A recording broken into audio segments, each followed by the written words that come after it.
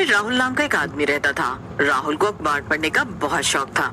जब तक राहुल अखबार ना पढ़ ले वो सुबह टॉयलेट तक नहीं जाता था। उसकी इस आदत से उसकी पत्नी रीमा भी बहुत परेशान थी।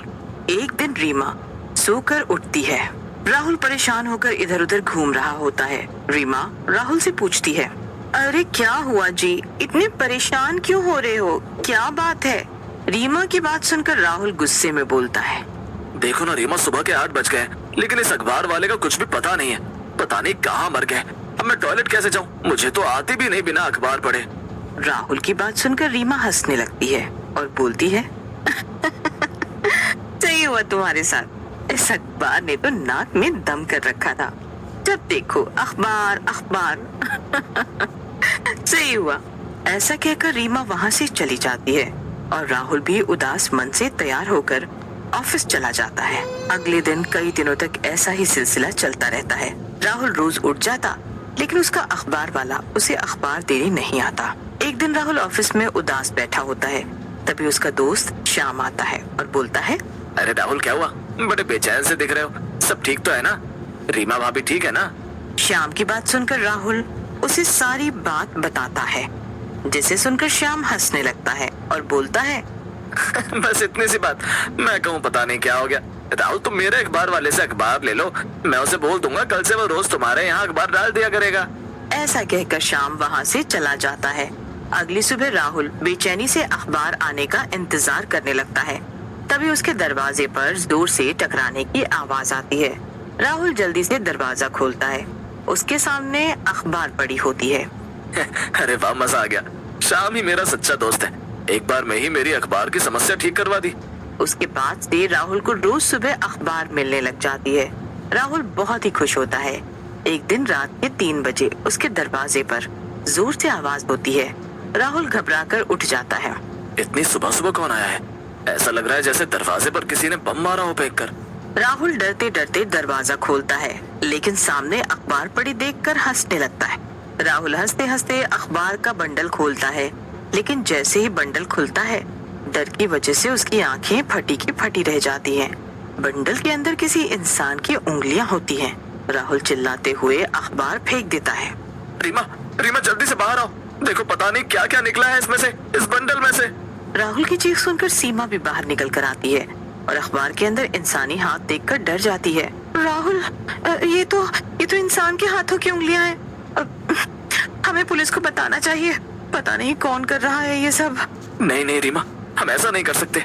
अगर पुलिस को बताया तो वो बात का बतंगड़ बना देगी और हम दोनों को भी परेशान करेगी। ऐसा कहकर राहुल और रीमा अखबार को उंगलियों समेत अपने घर के पीछे बहने वाले नाले में फेंक देते हैं और जाकर सो जाते हैं। और जब राहुल की आंख खुलती है और वो दरवाजा खुलता है, तो वहाँ एक नया अखबार पड़ा होता है। अरे ये अखबार कहाँ से आया? मेरा तो सर चकरा रहा है, पता नहीं क्या हो रहा है। ऐसा कहकर राहुल अखबार उठाता है और तैयार होकर ऑफिस चला जाता है। उसी रात राहुल और रीमा जब सो रहे होते हैं, तभी दरवाजे पर जोर से आवाज आती है। राहुल और रीमा उठ जाते हैं। रीमा राहुल से कहती है, तुम रुको राहुल, मैं बाहर जाकर देखती हूँ क्या मामला है। ऐसा कहकर रीमा दरवाजा खोल देती है। वहाँ खून से सना एक अखबार पड़ा होता है। रीमा रोड पर निकल जाती है, लेकिन उसे कोई नहीं दिखाई देता। तब तक राहुल भी आ जाता है। राहुल बहुत ही ज्यादा घबरा जाता है। ये सब क्या हो रहा है रीमा? मुझे बहुत घबराहट हो रही है, मैं क्या करूं पता नहीं। रीमा राहुल को संभालते हुए बोलती है, तुम घबराओ मत राहुल, मैं हूँ ना तुम्हारे साथ। ये जो कोई भी है, तुम तक पहुँचने से पहले इसे मुझसे निपटना होगा। फिर रीमा और राहुल अंदर चले जाते हैं। अगली रात रीमा घर के बाहर ही चुप कर बैठ जाती है और अखबार वाले का इंतजार करने लगती है। रात के 2 बजे उसे एक परछाई दिखाई देती है। रीमा चौकन्नी होकर बैठ, लगता है ये वही है जो ऐसी हरकतें कर रही है। देखती हूँ क्या करता है ये। लेकिन वो परछाई सीधा उसके घर के सामने से निकल जाती है। रीमा फिर से अखबार फेंकने वाले का इंतजार करने लगती है। तभी एक औरत उसे आती हुई दिखती है। अरे इतनी रात को ये औरत यहाँ क्या कर रही है? इतनी सुनसान रात में ये औरत, वो भी अकेली।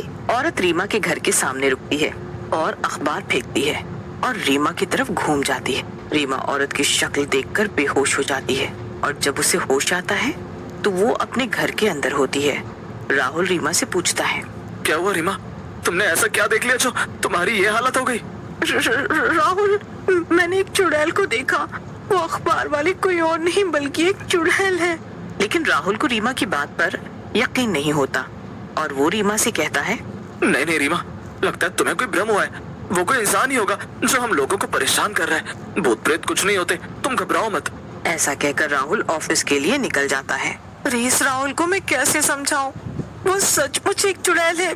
मेरी आंखें धोखा नहीं खा सकती। उसकी वो भयंकर डरावनी आंखें। मुझे राहुल को यकीन दिलाने के लिए कुछ करना होगा। रीमा उसी दिन दरवाजे के आसपास कैमरे लगवा देती है ताकि उस चुड़ैल को कैमरे में देखा जा सके और वो रात में फिर से घर के बाहर छिप जाती है। रात में चुड़ैल रोज की तरह वहाँ आती है और खूनी अखबार को फेंक कर चली जाती है। ये चुड़ैल आज कैमरे में जरूर आ गई होगी। अब राहुल से सबूत के साथ बात करूंगी मैं। रीमा कैमरे की रिकॉर्डिंग निकालती है और राहुल के साथ बैठकर देखने लग जाती है। कैमरे में चुड़ैल दिखने लगती है। ये देखकर राहुल बोलता है, ये तो सचमुच में चुड़ैल है, लेकिन ये यहाँ क्यों आ रही है? फिर राहुल और रीमा पूरी रिकॉर्डिंग देखते हैं। रिकॉर्डिंग में चुड़ैल के जाने के बाद एक लड़की आती है जो उनके घर पर दोबारा से अखबार डालकर जाती है। अरे, चुड़ैल के जाने के बाद ये कौन सी लड़की है जो यहाँ अखबार डालकर जा रही है? पता नहीं क्या हो रहा है ये सब। राहुल ऑफिस में गुस्से से जाता है और ऑफिस के चपरासी रामू से पूछता है, अरे रामू भैया, श्याम ऑफिस आया है क्या? वो आया तो बोलना मुझसे मिलेगा। अरे राहुल सर, श्याम तो पिछले कई दिनों से ऑफिस नहीं आ रहे, हमें कुछ पता नहीं उनके बारे में। रामू की बात सुनकर राहुल हैरान हो जाता है और घबराते हुए ऑफिस से निकलकर सीधा श्याम के घर चला जाता है। लेकिन श्याम के घर पर भी ताला लगा होता है। अरे श्याम के घर पर भी ताला लगा है? श्याम कहाँ चला गया आखिर?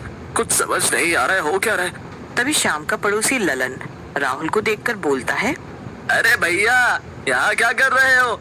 श्याम भैया को मरे हुए तो 15 दिन हो गए, आप किससे मिलने आए हो? ललन की बात सुनकर राहुल पसीना पसीना हो जाता है और घर की ओर चला जाता है। घर पर पहुंचकर रीमा को सारी बात बताता है, जिसे सुनकर रीमा कहती है, श्याम, लगता है उस चुड़ैल का श्याम से कोई रिश्ता है और वो हमें कुछ बताना चाहती है। हमें उससे मिलना चाहिए। पहले तो रीमा की बात सुनकर राहुल मना कर देता है, लेकिन बाद में रीमा की जिद से वो हाँ कह देता है। रात में रीमा छुपकर चुड़ैल का इंतजार करने लगती है। जैसे ही चुड़ैल आती है, रीमा उसके सामने आ जाती है। कौन हो तुम चुड़ैल, और रोज इस तरह से हमें क्यों परेशान कर रही हो? रीमा की बात सुनकर चुड़ैल वहीं रुक जाती है और बोलती है, मैं श्याम की पत्नी सविता की आत्मा हूँ। मुझे और मेरे पति को हमारे पड़ोसी लल्लन ने मार डाला था, हमारे घर के लालच में।